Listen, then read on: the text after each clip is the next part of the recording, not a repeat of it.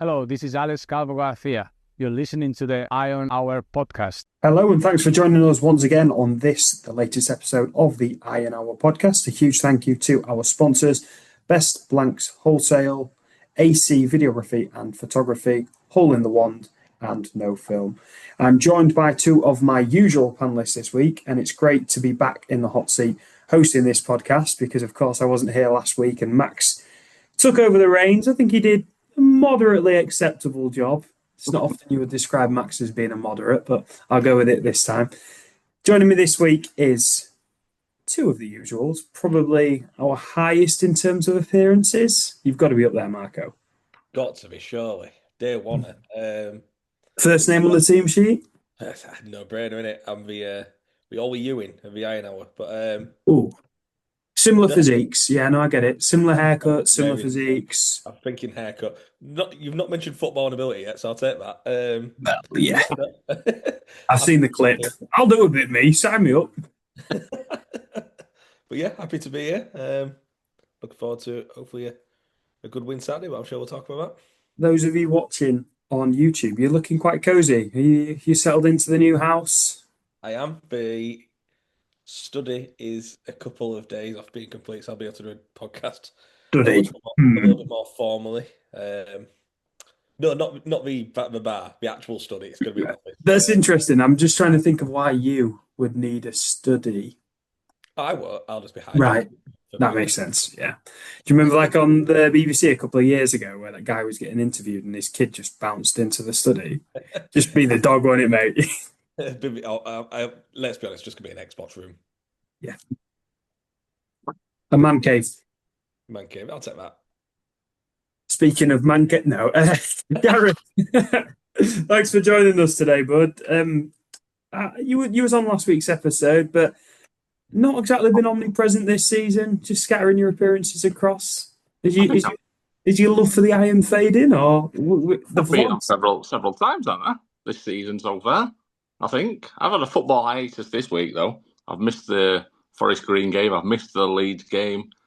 So yeah, I've just been away from football, shall I say? What's going on? You had enough of it already? We should be 10 games in, but we're actually 3 games into the season? Was it Saturday prayer engagement, and then Tuesday helping Kendall with the homework. You know, these things have to be done now, unfortunately. Or she maybe was helping me with her homework. I don't know. One of the ways around. Well, I prefer not to comment. Let's get stuck into Saturday's game. Marco, I don't know if I'm allowed to admit this on a recording, but we weren't there, but we did watch the game in full. We did watch the game because we pay for the £100 subscription for the season. But they don't show 3 o'clock kickoffs. Oh, believe me, they do. Let's talk about the game then. So, I mean, we were just talking before we started recording. What did you say? Sat in for 85 minutes?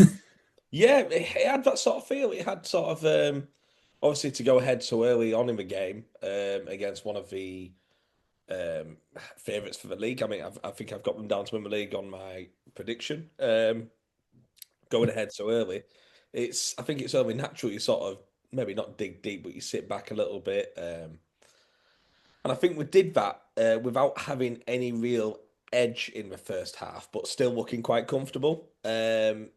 I mean, we went in at half-time thinking we could definitely get something from this game. But yeah, like you said, after the first 10, it really did have that feel like backs to the walls. We're taking the 1-0 and running here, barring obviously a few chances that obviously we'll come on to talk about with with Carlton.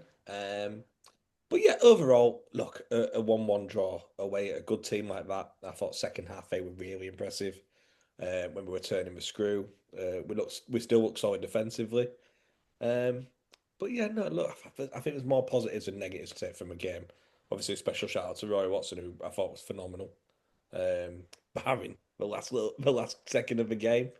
So yeah, there's a lot to take from it. And look, I think Butler have. It won't be too downhearted this week with training and everything in the Leeds game. So yeah. We'll talk a little bit about the Leeds game, but whilst we're on Rory, I'll just chuck in my opinion. So I thought on Saturday, that was probably the best performance I've seen of him in a Scunthorpe United shirt across any of his spells. I thought he was very, very good. Definitely our man of the match. Probably the best player on the pitch on Saturday. It was such a shame it went at the end the way it did. But in the interest of all honesty, I thought he was very poor on Tuesday night. I thought he was culpable for two of the goals and he did not look confident. It's a funny one, that, because I was speaking to Tom Shucksmith about this. What's probably happened there is Butts has chucked him in for the Tuesday night game rather than go with Kean, presumably because there will be a minimal fee to play Kean because he's obviously on non-contract terms. So that will be a factor. But I imagine the main factor is chuck him in, bit of a confidence booster after that, in inverted commas, mistake on Saturday. And then it's almost kind of blown up in his face a little bit, because the worst thing that could happen in that scenario is he then goes on to have a poor game. And I have to be honest, in the interest of transparency and unbiased as we can be, I thought he was quite poor on Tuesday night. So, as we say, get him out of the way when it doesn't matter. I thought it was really impressive on Saturday. Is that your mentality then? Do you? And that's that's fair if that's the case. Do you look at? Obviously we're joking. We're joking about there, and obviously I still think he's done enough to keep the number one shirt if Mason was fit on Saturday. But it does seem to be a theme with Rory where not specifically. I remember one of the times that was previously, it was Southend away where he got thrown in, and he was fantastic that game, but then conceded a cross. So he does seem to have that in him. It's difficult, isn't it? Because you don't want to bury. A good trait to have, because you can see he's a good goalkeeper. Look, on Saturday, I thought another day it could have been 4 or 5-1. 100%. Story, but you cannot look away from the fact that that goal was his fault. It's almost like Campbell did one earlier on in the season, almost like they're waiting for that impact from an opposing player. And instead of overthinking it and waiting for impact, they've just sort of got lost in the moment, as daft as it sounds. But I guess we also, Mike, have to talk about those saves, because some world-class saves that kept us in the game. World-class? Okay, National League class. But there was a large amount of consistent saves. Yeah. And I think 2 or 3 were ones that you'd maybe not expect him to get. World-class? No, but look, our goalkeeping bar this season, going into the season, was set pretty low. And the worries pre-season, it was quite concerning. So, when we were watching and we were clapping if he came out to claim a cross. Yeah. Which as a goalkeeper is the bare minimum. Pretty routine. Yeah, pretty routine. But look, no matter who we have in net this year, it was always going to be a tough ask, because you're replacing Fitzsimmons, who arguably is possibly one of the greatest keepers that's played in the National League North, and probably in our top 3 or 4 keepers at Scunthorpe. So look, they're really big gloves to fill. I don't envy him. I thought Rory did really well. And look, there'll be keepers across the league making similar mistakes on Saturday. It does happen at this level.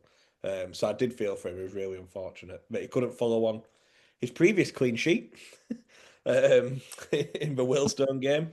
So yeah, no, I think Saturday we will be key to get a good idea who's number one. I don't know if Mason Campbell's back in the fold or if he's not, if Rory Watson will start. So it'll be interesting to see. It's certainly close. I think Campbell's close. Gareth, I can see you chomping at the bit there, and I can't really think in my mind what your opinion is on the keeper situation. I can't think that we've talked about it explicitly between ourselves. So give the listeners a bit of an indication then. Where are you at right now in terms of the keeper situation? For me, I think Campbell, put him back. If he's fit, put him back in. I think that will have knocked, as you said. I saw the goals from Tuesday night, Gray's goals against Watson, and I just think, like you say, he's had a good game on the Saturday, and then that's just knocked the confidence out of him. Probably he made the team of the week as well, didn't he? National League team of the week. Can I probe a bit deeper there, Gareth? So if you're saying you'd keep with you'd go back to Campbell, is that because if they're both on a par, you'd go with Campbell because he's the future, right? And whereas you're going to get Rory for a season, he's the future. But I also think as well that it just takes maybe Rory out of the limelight a bit as well on Saturday if Campbell's available, because obviously he's conceded those 3 goals against, well, how old's Gray? 16? Believe me. But we're forgetting Leeds are a team that... Yeah. Yeah, oh no, they're a very good side. So I mean, Marco, did they win it last year? I think they did. But I mean, obviously you says throwing him in there to get some confidence is maybe a little harsh because with a lot of changes, an unsettled back four, it's not played together, with all the changes and not a very... Those games do sort of have that friendly feel about them with not a full Glanford Park and stuff. So to see if he threw him in there as a confidence thing, I think is maybe a little unfair because I think a lot was stacked against him on Tuesday. But yeah, I think we are forgetting Leeds have a good side, and I won't be surprised to see him going far, if not winning it again. They are a good side, but a couple of those goals were sloppy. Well, one in particular, I think he was definitely to blame. And I just feel sit him down, get Campbell in, like say he's the future ultimately, and the more games he plays, the better for us in the long run. I feel there's a big spotlight. There's a big spotlight on both keepers. Oh yeah, which we haven't had. And like you said, that since Fitzsimmons was in goal last season, whoever came in, the spotlight would be on him. Whoever came in. So what does that look like going forward then, Gareth? Because there's a scenario here that plays out where Butts just swaps them throughout the season. Like Campbell plays 3 games. There's, maybe didn't have the best game. Then Rory comes in. He don't come for his crosses. Is that a realistic scenario here where we just go through the whole season rotating the 2 keepers? Because at some point, Butts is going to have to say, he's my number one. And that's that, unless there's an injury. Or maybe, to be fair to Butts, maybe he's already done that. Maybe Mason is his number one, and Rory is only coming in this interim period through the injury. But sorry to harp on, but the only reason I'm challenging you there is because Butler has made it quite clear, once you get hold of that jersey, you have to really cock up to let it go. So by that logic... Yeah, I get that. And that goes throughout the whole team. It's not just keepers. That's the whole team that happens with. But I just feel that... I don't know. I just feel Campbell needs to be put in there, just for his own progression as well. It's all right having him on the bench sat there. He's not doing anything on the bench. He was sat on the bench last season, and he's been thrown at the deep end this season. So I just feel that the more minutes he plays, the stronger he will become. Yeah, he has that opportunity to grow in the game. Watson's been in the game a few years now, and and he can be called upon when needed. But I just feel that, for me, Campbell needs to be in goal consistently. No, that's fair. Let's dig a little bit deeper into the game then, Marco. Yeah, go for it, Marco. My only qualm with that is I do take what Guy said on board completely. But, I mean, let's take the Leeds game with a pinch of salt. Not just Rory Watson. I think performances across the team were fairly poor. If you're throwing... The goalkeeper has just got into the team of the week and got man of the match, and then benching him the next week for Mason Campbell on merit, I don't think that sets a good precedent towards the rest of the squad. Coming into fixtures, performing well, knowing they could still get dropped, having a man of the match performance. But you're only as good as your last fixture, and he was poor on Tuesday, mate. Yeah, it's really hard to take that Leeds game as a fixture, as an actual fixture. When you're there and you're making 4 subs straight away, I look at what Forest Green did. It's a mockery of a game. But one of them isn't a keeper, mate. Yeah, but I mean, are you taking Mason Campbell in, say, a Lincolnshire Cup game as gospel?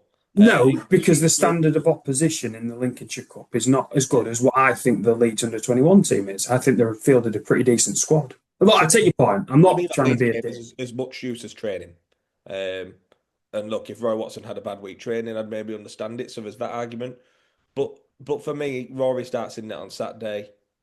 I don't think there's any question. I think there'd have to be a serious howler and him having a bad performance for Mason Campbell to come back into the fold now. And that goes with the outfield players as well. Yeah, right. Let's dig a little bit deeper into the game then, Marco. So we think it was a 4-3-3, quite fluid at times, and we think Howe was probably playing out wide. But fair to say, Roberts fairly ineffective in this one? Yeah, we've been saying it the last couple of weeks now. Roberts, we've not even him having a bad game as such, but just not really. Not being. He gets marked out of the game, doesn't he? Now because they put 2 men on him. He does.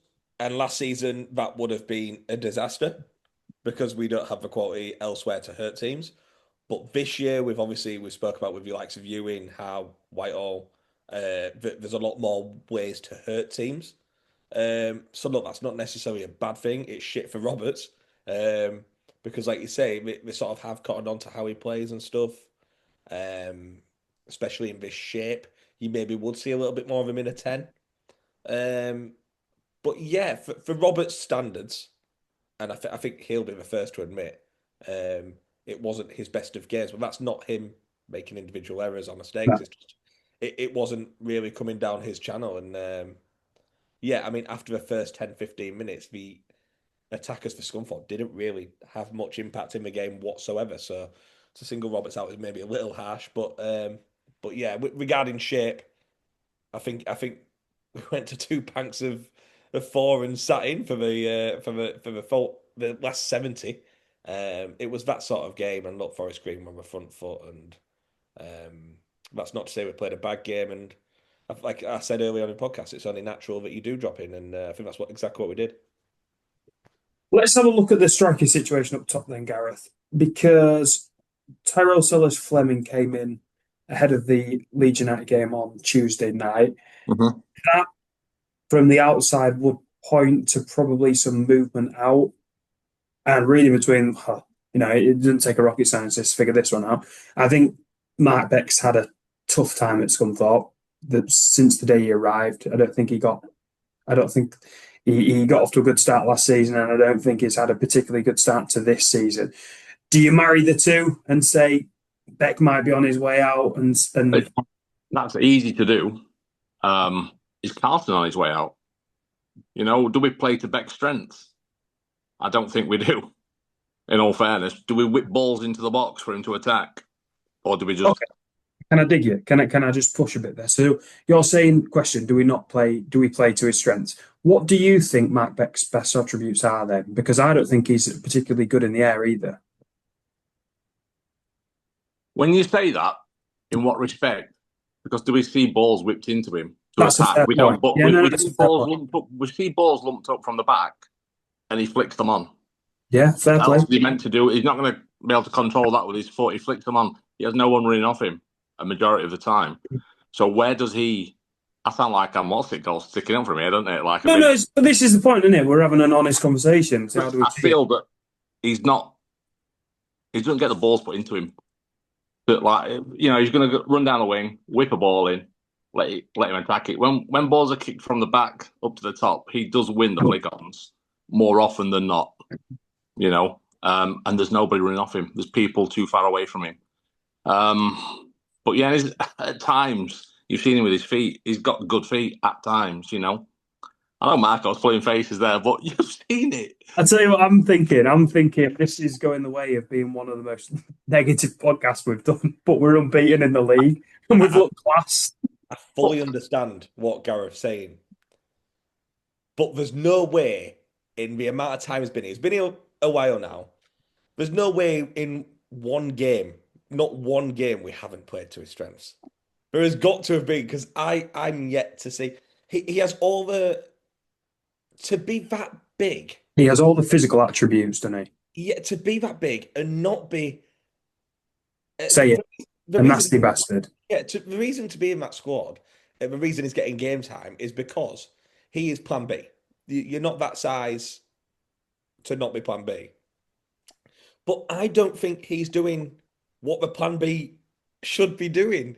I don't think he wins the headers like Barry said. I think he's pouring me it. Maybe don't pin that one on me. I think them attacking headers. I just don't see it. I really don't see it. And the flick-ons, like you said, no one's there. Maybe he goes to another team who are a little bit more direct and go down the channels and get balls in, and he does quite well.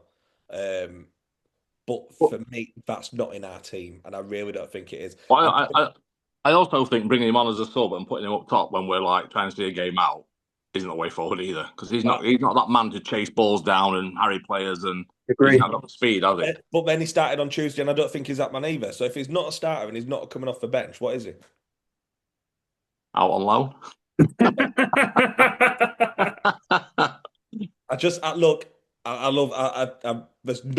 one's got a bad word to say about Beck. I think the opposition defenders haven't got a bad word to say about Beck. Look, he strikes me as the nicest guy ever, and I cannot stress that enough. Also was Ross Miller, mate. And look, I hope he turns it around because we're no one happier at Gonford Park when he scored that goal last year. I forgot who it was against. I think it was Brackley. Brackley, and I really wanted to do it, but I just can't see it. And without sounding really harsh, and I'm gonna, when he came on Saturday, it was almost like we went down to 10 men. I remember watching it with you and saying I would put Carlton in the middle, just to keep the press on, and I think we lost that. That's nothing to do with Matt Beck's ability. That's just I don't think he's that man to press defenders. Yeah. But it was really, like I say, it was really disappointing. Again, Matt Beck's not the reason we drew that game later on. We just haven't ran. But yeah, we mentioned it, but we hadn't actually talked about him. I'm quite excited to see Sellers Fleming back. I know he scored a lot of goals at Hull City youth level. Another member of our youth team that sort of got dispersed. So yeah, be interested. Good to see him back. It's come back another one that's found his way back to the Iron. Q next. But to be fair, I was speaking the other day actually to a guy. I'm off on a tangent at Selby Town who was playing with Harvey Cribb recently, and I said, "Oh, he's getting on." And I genuinely thought he'd become a really good player, but he seems to have just gone off the boil. So gone over to Ireland, hasn't he? Yeah, which fair enough. It's signed for Lincoln United for a day. For a day, I remember telling you this, and then 12 hours later, they're like, "Harvey, you're coming training today." Rumours are he couldn't get in over Grimes. Yeah, well, the retired Paul Grimes, you're struggling, aren't you? I've heard rumours he was wing back on at the weekend. So man of the match as well, by the way. What a player! Right, before we move on, I'm going to give you the opportunity, Marco, because it's probably been something of a negative start to this podcast, and we don't like to be that, but we can talk about one more subject from the game before we move on. So we can either talk about Carlton's miss, or we can talk about how good Ollie Ewing was and how good Deck Howell were on Saturday. What do you want to talk about? Let's have our Ollie Ewing loving. Yeah, go on. I thought he was fantastic again. He's not actually a man I'd have picked out barring Watson. A big shout out for me. Obviously, it's a position we're weak in at the minute. Obviously, we're not weak. I think it shows our depth that we're not weak. I thought Scales played fantastic again. We had to defend a lot in that game, and a lot of the time we were under the hammer. And I thought Scales dealt with a winger quite capably, and I thought his positioning was a lot better. Obviously, we said he was maybe at fault for the goal the other week, but I thought it was fantastic, and he gave a lot of good options on Saturday. So he was my standout. But look, I sound like a broken record with Ewing. He was just phenomenal again, and I bet Robbie Savage only dreams could have someone like that in centre mid. I'm sure he does. Right, let's move on then to the preview of the Truro game, and we have our usual Spy in the Camp. So my guest this week is Aaron from Tinner Talk. Now, Aaron is, I'm told, a huge Truro fan, so thanks for joining us, Aaron. How are you doing, buddy? Yeah, no problem at all. Really good, thanks. You all right?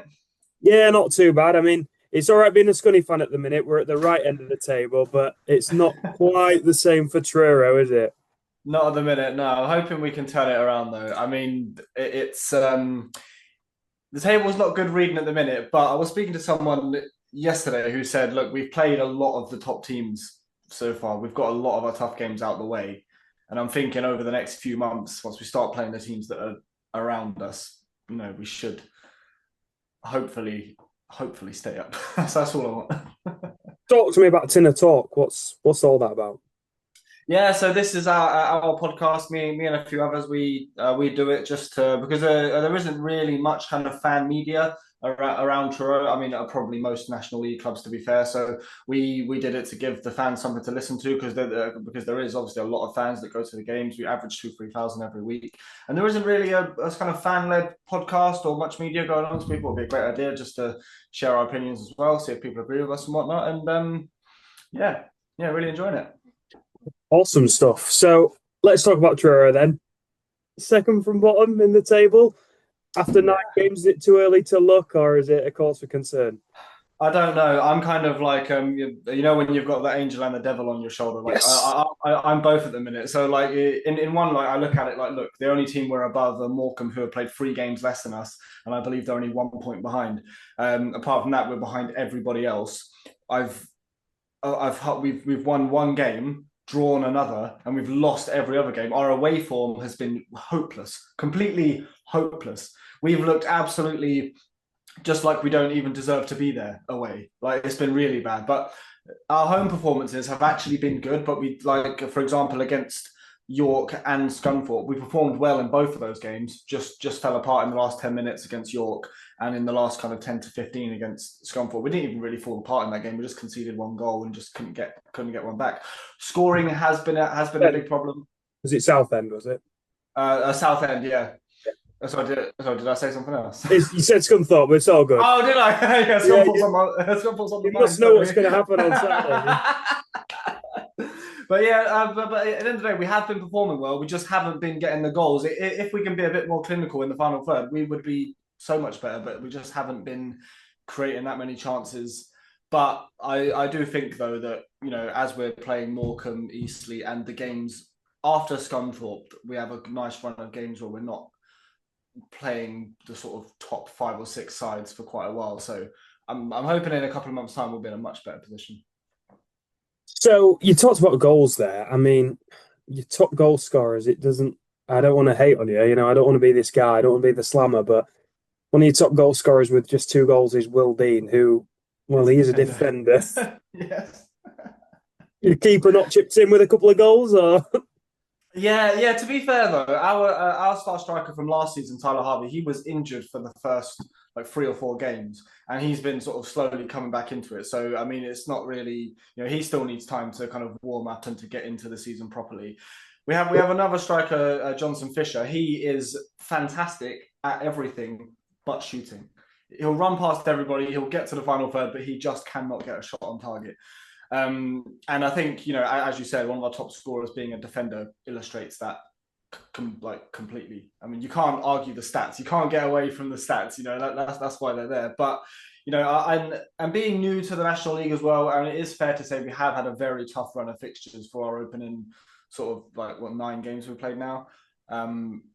And we did win the only game that we were really expecting to. We were very unlucky not to get the 3 points against Aldershot. I mean, that was a spectacle. I was there. I couldn't believe it. They got a penalty in like the last second of the game. It was heartbreaking.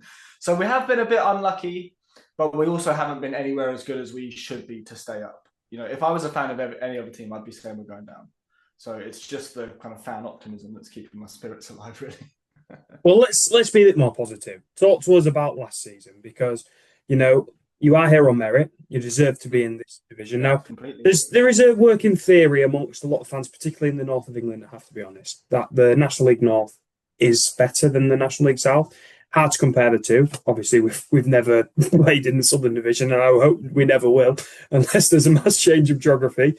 But the fact that you are where you are in the table this season, do you think that could be true, or does that take any of the shine away from the success of last season? No, I think the step up is massive, and you can see that. You can see it, like when we play against, especially the top teams, like when we played against York and Southend. I saw it. We were great, able to keep up, and you can see that in the last kind of half an hour or so, that stamina and that professional footballer kind of status really starts to kind of shine through, because we only became professional in the preparation for this season. So you can really see it towards the end when the players start to get leggy. So yeah, I think it's been a massive step up. And to be honest, I'm not really surprised at where we are. But the thing is, though, the National League South and the National League North is such a hard league to get out of. I mean, we only just about got through on goal difference, and we scored 5 goals in our last game, and it ended up that we needed all of them. we won 5-2. I can't remember what the goal difference was, but it was only 2 or 3 goals. And the team that came second on goal difference didn't get through in the playoffs. So it's Boreham Wood did, and they finished like 5th or 6th, if I remember correctly. So it's incredibly hard to get out of that league. So now that we are out of it, it's we need to stay here, because if we go back down, obviously you can be there for years. You could it really is a pot of gold coming back up. So we can't like some fans kind of have the attitude like, we're just happy to be here. Like, no, I'm not just happy to be here. I want to stay here because it could be years before we come back up. It's a very tough league, and you can see that. But on the flip side, though, Boreham Wood, they came up with us, and they're smashing it. They're in the top 6. Are they top 5 or 6? So I'm not really having that excuse. Some people do give me that, but I'm not really having it, to be honest. We finished 4 or 5 places above Boreham Wood last season, and now we've done a complete role reversal. Like, there's no explanation for it. So our performances have been nowhere near as good as they should be. But it's fair to say, as I've said already, that we have played all the top teams. But I do think we will stay up. I do think we will, and then hopefully we can kind of build from there and just establish ourselves here before we think about anything else, really. Yeah. You're so right what you said there about, some fans thinking, oh, it's just nice to be in this division. And, let's be honest, that's absolute horseshit. Because there are those fans when you get in a relegation battle and they go, oh, I just want to go down. I just want to go down so it's all over. It's like, what are you talking about? There's no rebuild. Like, this is your chance to stay up, Well, not only that, it means so much in Cornwall as well, because this is the first time this is the highest any Cornish team has ever been in the football pyramid. Like, that first game at home against York, that was historic. That was the highest level of football to ever be played in this county. Like, for us, it means so much because there's so many other teams up and down the country. They go up, they go down. There's not so much. This is like historic for this whole county. It's massive. So it isn't like, oh, we're just happy to be here, probably going to go down there. Like, no, we need to do everything. Like, we need to leave no stone unturned to stay up. Like, I'm not trying to be too judgmental yet, but we are like 10 games in. It's a good portion of the season gone already.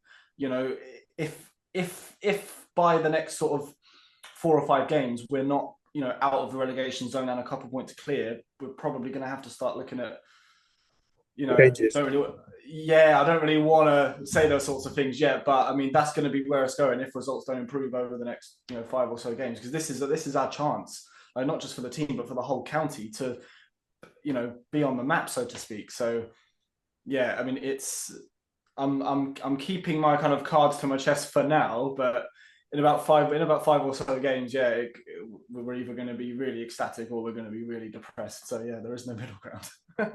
Quite interested, Aaron. Talk to me about what life is like down in Cornwall, being a football fan, because for the rest of the UK, it is an obsession.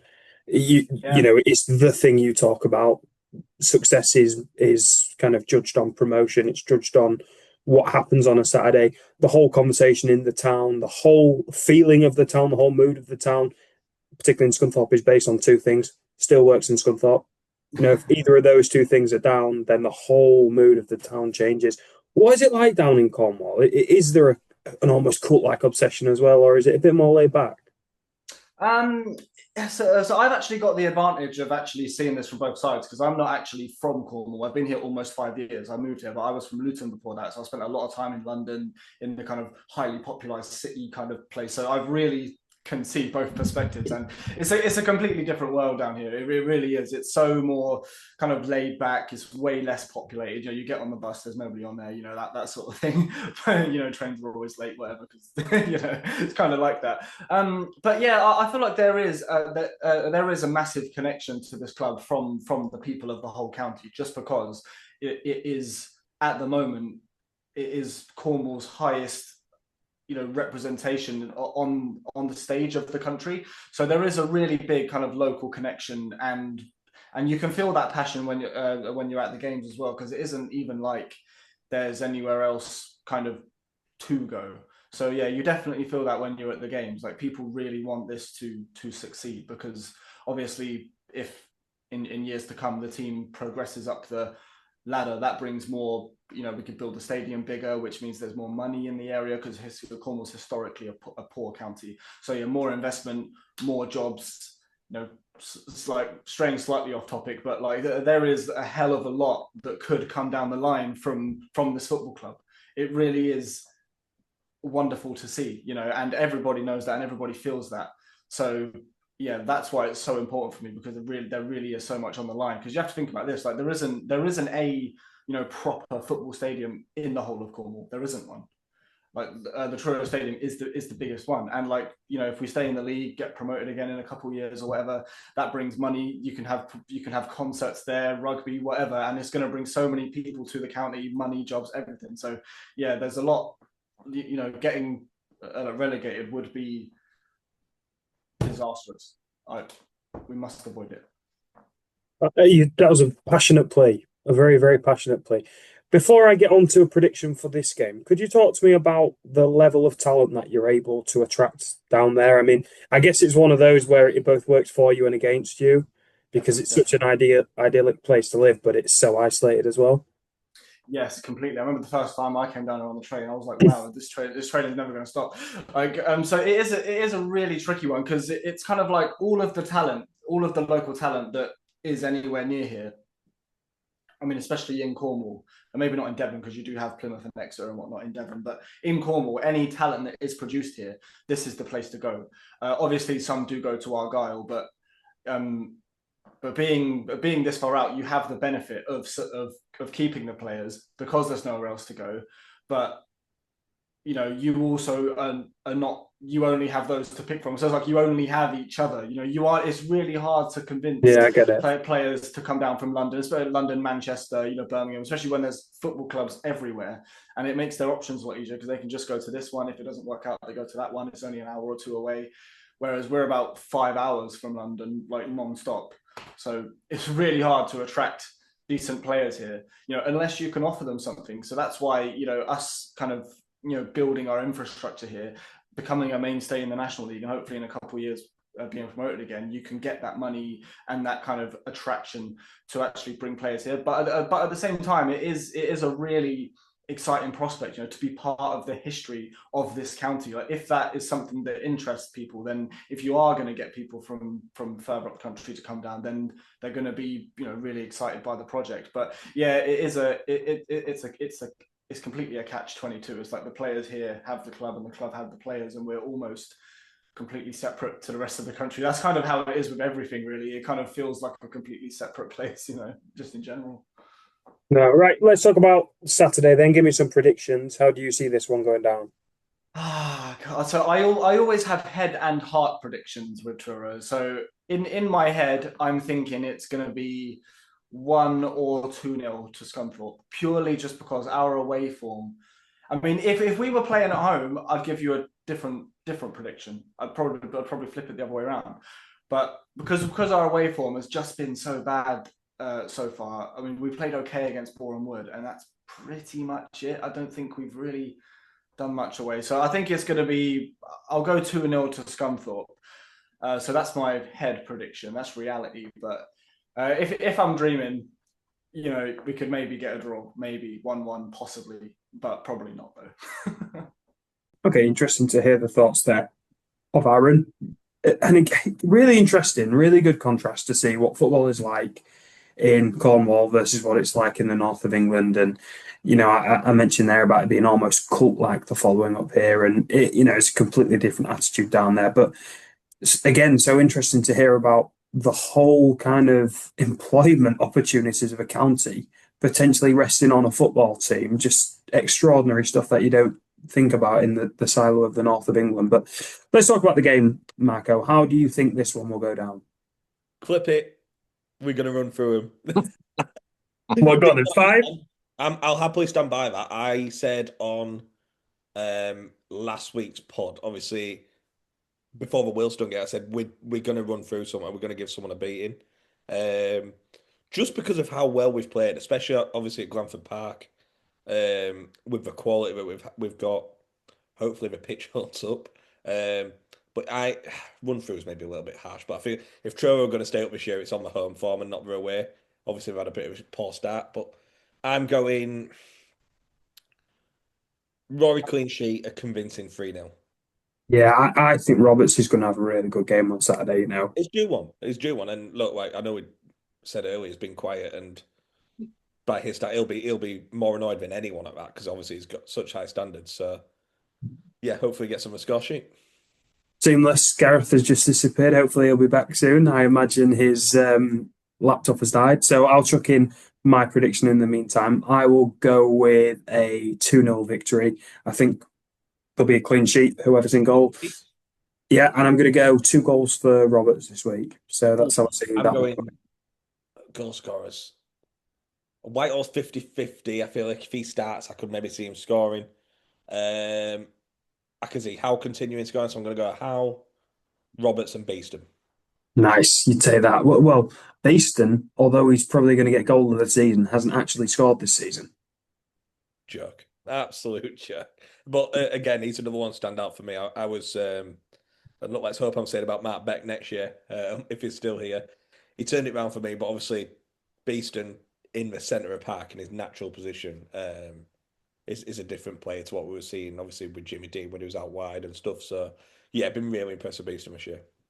Okay, before we move on to the questions from the fans, we asked for a couple of talking points and we've had quite a lot of feedback, which is great to see. But let's go to some news that broke today on Thursday, the 18th of September. So Kieran Maguire tweeted this morning, Scunthorpe issue over 400k of shares to investors. And then there's a screenshot here from Company's House. And if you look at the total figure, it's £420,360. And this is shares allotted, including bonus shares. And this is from the 1st of July, 2023, which is crucial here, until the 22nd of August of this year. So we did a little bit of digging earlier on to look at why, what this means, because I'll be honest, you and I were a little bit at 6s and 7s as to what it meant. I mean, there was even talk at one point of someone having won the lottery or something. But anyway, we had a quick look. We did a deep dive, and I got in contact with Scunthorpe United earlier. I spoke to one of the owners and asked for a breakdown as to what this all meant, and I was told that it was basically an accumulation of the shares that have been sold over the tenure of the current ownership.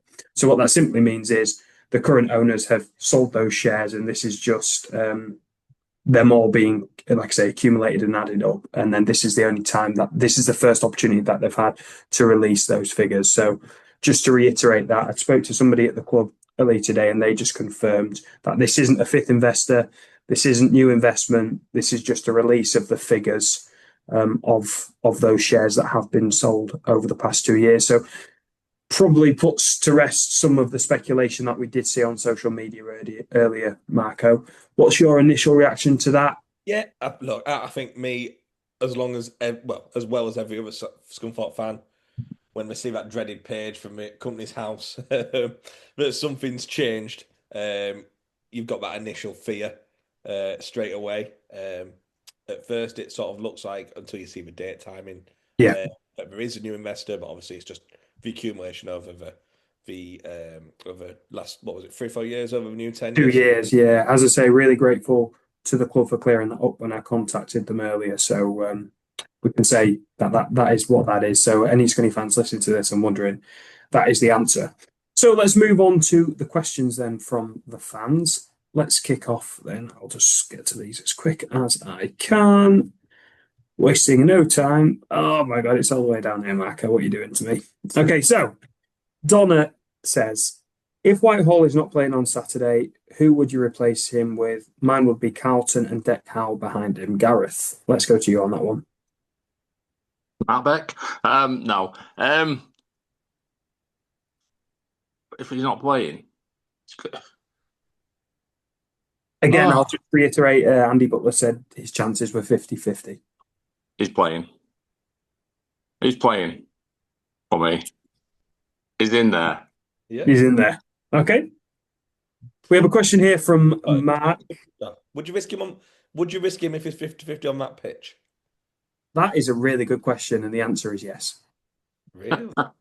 Yeah, because you can't not imagine. Right, what does that say about the whole situation where you can't risk your best striker for a league home fixture because of you can't go through a season like that. That means you're never going to play him.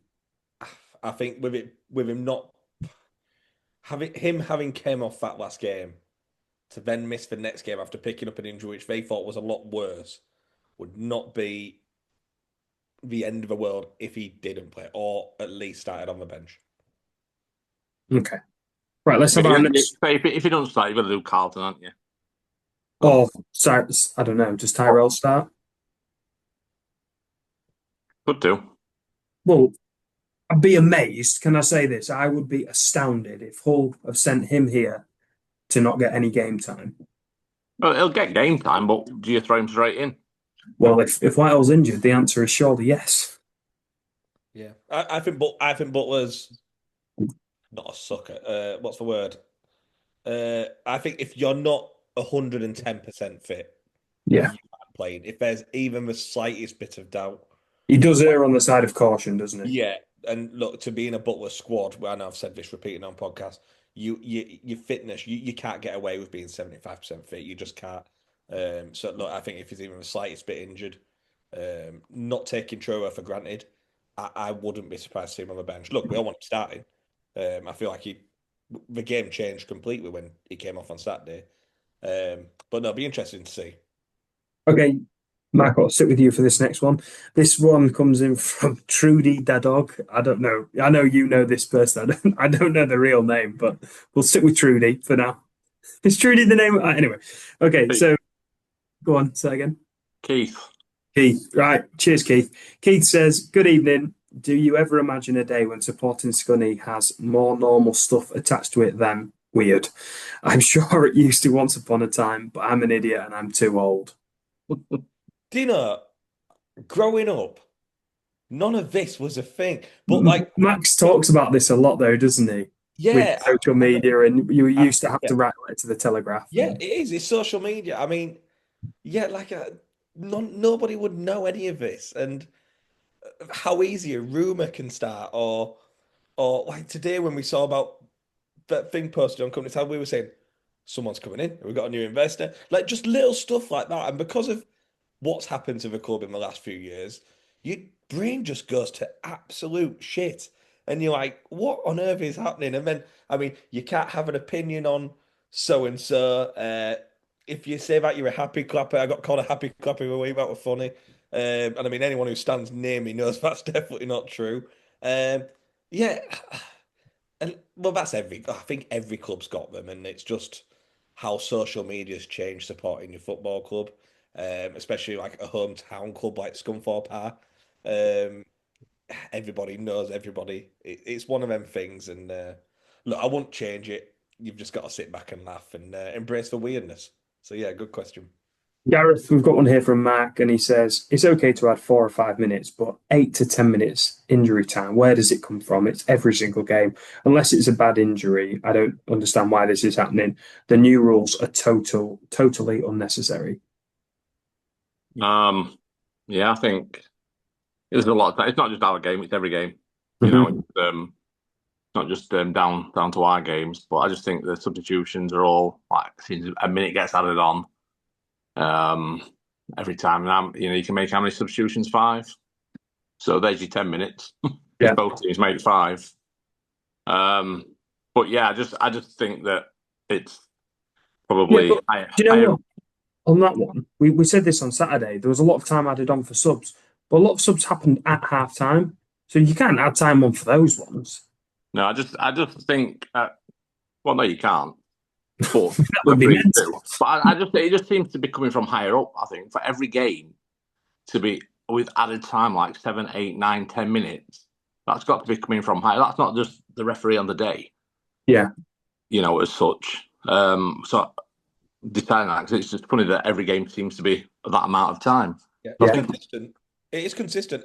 Every game we've been involved in, it is all a amount of time. And like you said, with the 5 sub thing now, it does seem to be a common occurrence. So, like Gareth said, it's not referee to referee. It is being told from above and to sort of be a stickler for the rules. That 2022 World Cup in Qatar, I remember there was like 15 minutes of injury time every game. But okay, right. So I've got a question here from Nick Bell. Well, he asked 2. First of all, he asked about Matt Beck. I think we've really quite talked about Matt Beck in a lot of detail. So I'll ask the second question. I'll go back to you, Gareth. And he says, do you think Butler will extend this contract until the end of next season? When? The floor's yours, mate. Talk to us. What do you know? When we get promoted. I was going to say it all depends on what happens this season, surely, as to whether he gets. Do you think other clubs are sniffing about? Yeah, I think they've got to be looking. I think they've got to be looking. If We've had a good start this season as well. If the wheels started to come off at Donny and Grant got the chop, do you think Butler would be their candidate? They'd have a look at him, surely, but would they? Of course, we'll have a look. Would he go? Would he go there? What are they in? They're in League One, aren't they? I think he'd go there in a heartbeat. They'd have him. No, it's a lot closer as well to him. But yeah, I don't know. Of course, they'd have a look. Ex-player and stuff like that. So, but I think it all depends what happens at Scunthorpe. I think he would extend. I don't think, obviously promotion would be lovely, but I can't see it happening. But I still think he'd extend his contract if it was offered. I think there'll definitely be teams looking for. Obviously, the fans forum which we were part of. Michelle jokingly said, well, not jokingly, said letting us know that obviously 25% of the playing budget had been cut. So for a manager to be able to do that and still look as competitive as we are in a division higher, with coming against teams like, obviously, for example, Forest Green on Saturday, teams with much bigger budgets. We're not that big fish anymore. I think if you're a club in sort of League Two level, maybe even lower League One, there'll absolutely be teams looking at Butler, and rightly so. And he's earned that. Yeah, we've got another question here from Rob Lewis. Rob says, with Savage celebrating the home draw like a win, do you think it's a testament to how far Scunthorpe United have come over the past few years? And do you think after 7 games we are credible playoff contenders? I'll take that one. Yeah, I think we are credible playoff contenders. I think from this position, I would be disappointed if we finish anywhere outside of the top half of the table, if I'm being honest. And that was me saying at the start of the season, I expected us to finish somewhere in the region of 16th. I think I said 16th, 17th. But from the start we've had, and the resources that Butts has got available to him and what he's able to do with those resources, I would be disappointed if we finish anywhere outside of the top half of the table, which of course makes us credible contenders to reach those playoffs. So I think it's a fair point, Rob, and I would say we've had a decent start and we look like a very competitive squad, a very competitive team at this level. So I'm pretty content with how it's going, to be honest with you. I've got a really good question here from Michael Hale, and I'll go to you, Marco, because I genuinely don't know what your answer will be. But Michael says, would you rather finish mid-table? Would you rather a fist? No. If you're 5 inches, no. So Michael says, would you rather finish mid-table with a fantastic FA Cup run, taking us all the way to the 3rd or 4th round minimum, or option B, no cup run, finish the season inside the playoffs without knowing what the outcome of the playoffs will be? I don't know the outcome of a cup run either. Well, we're going to get all. Let's say we'll get all the way to the quarter final. Let's go with that, right? I'm going to up the ante a bit. Quarter final FA Cup or playoffs, but you don't know. Playoffs. I go quarter final FA Cup, mate. Imagine that. Imagine going away to like Chelsea again. Yeah, and then in 20 years when we haven't got a penny, we've lost out on promotion. What a great day out at Chelsea was. Yeah, nice one. No, you've got it. I can say I'd just be happy to make first round proper at the moment. No, for me as well, it'd be playoffs. This cup run thing's a load of nonsense. It's lovely getting a nice big team and being at that level, but look, no one gives a shit in 5-6 years. Oh, you're so wrong. I talk about the Chelsea game. Look at Tamworth. Tamworth for that Tottenham game. Yeah. What's that getting? Well, it got Tom Tonks an appearance on the Iron Hour podcast. Yeah, it's not for me. Yeah, and I would say that's probably the height of his achievements. Just throwing that one in there. No, so for me, very good. For me, I'm actually going to take a different stance. I'm going for the FA Cup run. But fair play. Nick Bell says it would. This is a good one. It would seem the pitch is going to get worse before it gets better, especially heading into the autumn winter. Do you think this will impact our results? That's a good question. I'll expand on that. Do you think it will impact on team selection? And then also do you think our sub-fringe players are good enough, especially if we have aspirations for a playoff spot? So Gareth, let's talk about the pitch, because Marco was even chucking out there earlier on that team selection might come into play when it comes to the state of the pitch. Now, It's disappointing, of course, that we're in this position, the same position we were in last season, where the pitch is starting to deteriorate early on. And actually, I would say it's deteriorating earlier this season than it was last season. And it did not look good midweek against Leeds. But I understand the position from the club. They made it quite clear at the fans forum. It's a timing thing. It's unfortunate. And I know, as a matter of fact, having spoken to one of the grounds team today, they are working extremely hard with limited resources to make that pitch as playable as possible. But at a certain point, does it start coming into play, guys? Well, the pitch, yeah, I think it'll be, in some respects, it'll be to our advantage that the pitch is as bad as it is, because obviously teams come in won't know what it's going to be like to expect. Obviously, our players know that they put the foot down, they're going to kick up a big divot, or something like that. At least you know you're going to get injured for the season. Exactly. But I just feel that with Truro coming up, they're surrounded by the sea on both sides at Cornwall, so maybe they could bring some sand just to help. But no, I think that I know Nick said that. What did he say? It's going to get worse before it gets better. I don't think it's going to get better. Genuinely, I don't until the close season. No, for it to be tearing up now what it is, and just and we're coming up to the winter. It's not going to get any better for me. Well, on that, Simon Jones asked a question, Michael. He says, "Why do we only warm up on one side of the pitch, and it's always the worst part? Can we not rotate it each game left to right so it's not constantly getting battered?" Yeah, so we can mess the whole pitch up. Yeah, well, surely better than just having one wing that's like untouchable. I don't actually know what it is. I imagine it's just because the goal that they actually warm up in pre-match is at that end and gets into that section.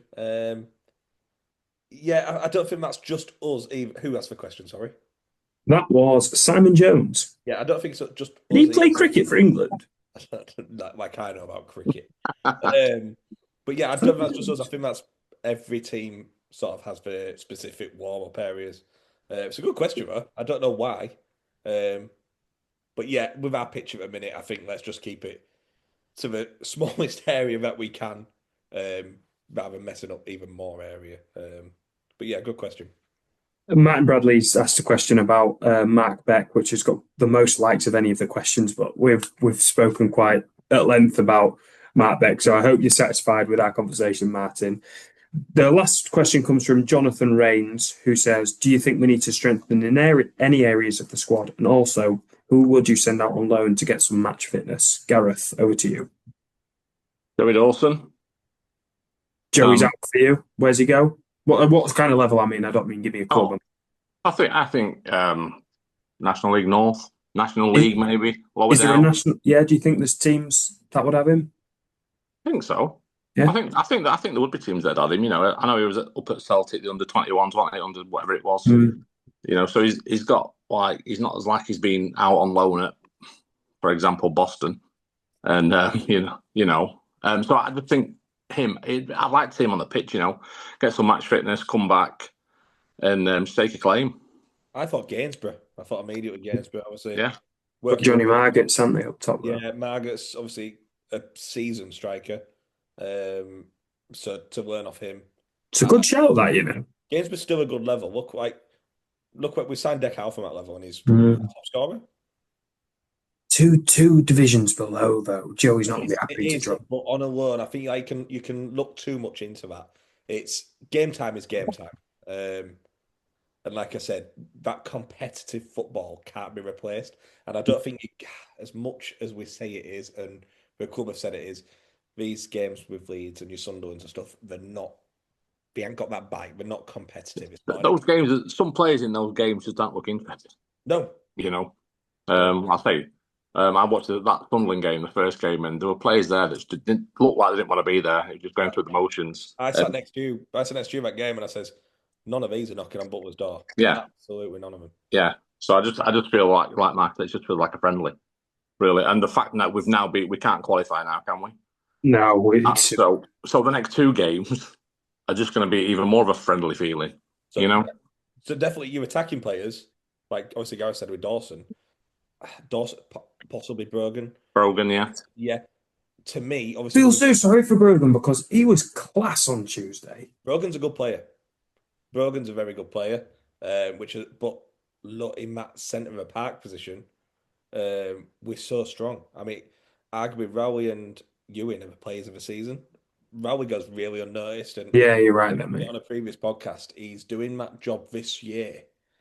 That to me, it's what Sean McAllister did that year with Wilcox. It's 13-14, yeah. If he wasn't in that team, I feel like he's the first person you'd realise wasn't in the team. So Brogan's with us at the minute in a really bad time for him, but good. We've just got so much strength there, and he's out the team through no fault of his own. It's just there's a lot of quality in front of him. Well, there you go. Then that takes us well over the hour for this episode of the Iron Hour podcast. A huge thank you for listening once again. As I say to this episode, we've talked about a couple of games. Go on, Marco, jump in. What have you got to say that's so pertinent you couldn't let me get the finish in there? You've missed the big game on Sunday. The big game on... Of course I have. Marco, do the honours. That's your job. Thank you for reminding me. I think I'll let my emotion get the better of me there. So on Sunday, the Iron Hour podcast fielder team once again, taking on Rail So Bad. We're, of course, raising money once again for Evie, and this time raising money for Esme as well. It's at Bottesford FC. It's a 4:00 kickoff, and all the usual suspects will be there. Marco, you will be the gaffer once again. I wasn't meant to be, but I've been... I'm free. If you would like to sponsor a player, you can get in contact with Carl Moore. You just have a look on social media. You'll see all the contact details for that. We have a plethora of players who are crying out to be sponsored. I am up to 4 sponsors, whilst the rest of the team don't have one. I think even my headband and my glasses have been sponsored at this point. But Gareth, are you looking forward to this one? Yeah, I'm only playing 10 minutes. You say that? Oh, I am. I've got a party to get to at 5 o'clock. 5 o'clock? I was only going to bring you on for the last 5. Well, that's fine. That means I don't play. Right, I'm more than happy. Gareth's just worked his way into the starting lineup. I'm unavailable after half time. How do you manage that? The party's around the corner as well. Matt Beck's going to be a butler on Saturday saying, I can't play after 5 o'clock, Gaffer, so you have to start me. Well, I even put a picture of my shorts up on media earlier, just saying I got these on, for 10-minute cameo. And I had somebody asked me if they could have them. Match 1. Jesus. So it was Callum Woods. I'm not going to say, and it's his birthday on Sunday. But okay. Callum, just wait there real quick. You can't have my shorts, but I've made you a t-shirt for your birthday. Hey, look at that! And a big happy birthday for Sunday as well. Yeah. So, Marco, just before we draw it to a close, any news on the starting 11? Any news on the captaincy? What are we looking like? I wasn't there last time, and this team, they did run through you, from what I've heard. Can I say there was no goals on my side though? What do you get for that? Nothing. Yeah, nothing. So I think we're gonna. They're all on Gareth's side, mate. Every single one. No, we'll be. Never played that game. We'll be going a little bit more Italian. I've got it in me, Gaffer. Just give me the nod. I've got it in me. So it'll be a little bit more defensive. Obviously, I'm missing key players in Campbell / Nesta. But yeah, hopefully it'll be a little bit more competitive. We've drafted a few listeners in. So yeah, I'm looking forward to it. And look, regardless of the score, it's a great cause. It's something we've been doing since we started the podcast, and something we're really keen on. Something we won't stop doing. So yeah, if you can get down and come see us, possibly win. I'll be in the dugout screaming at these lots. So everyone who's sponsored so far, don't sponsor Barry anymore. There's so many good lads who actually can play football. Please drop them a sponsor. It's going to an absolutely amazing cause. So yeah, thanks for all your support so far, and we look forward to seeing you on Sunday. Right, thank you very much. Thank you once again for listening to this episode of the Iron Hour podcast. A huge thank you to our sponsors. We'll see you on Saturday at the game, and of course, see you on Sunday. Up the iron.